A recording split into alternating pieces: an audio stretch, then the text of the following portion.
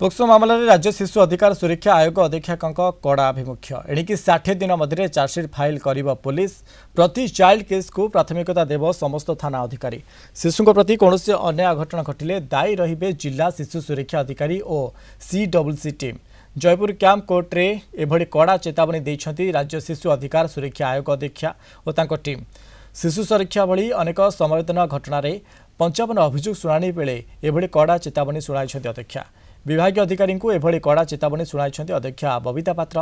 तांको सह अधिक आलोचना करछंती अब जयपुर रिपोर्टर मधुस्मिता मिश्र।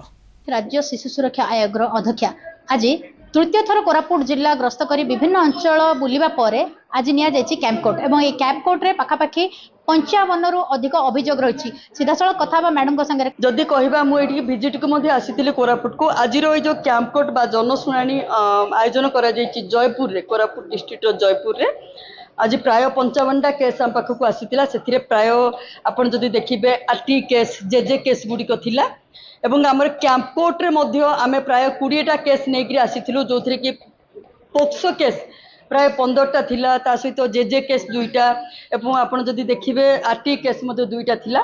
तेणु आमे समस्त केस गुडिक केबळी भाबरे त्वरित तार समाधान नै परिबो पुलिस डिपार्टमेंट आरंभ करिकरी लाइन डिपार्टमेंट रो समस्त अफसर माने आउपरे गोटे सप्ताह टाइम दिया जाइछि।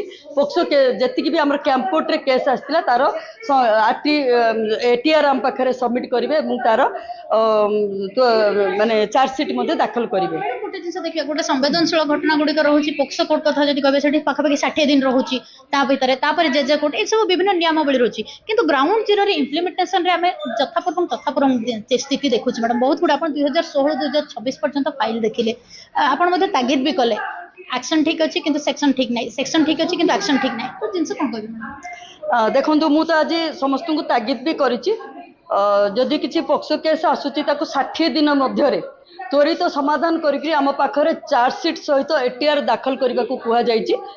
तेणु मु भावुची आगामी दिन में आम कमिशनर कड़ा जो दृष्टि रोचे एसबू जिनस निश्चय यहाँ समाधान हो पार।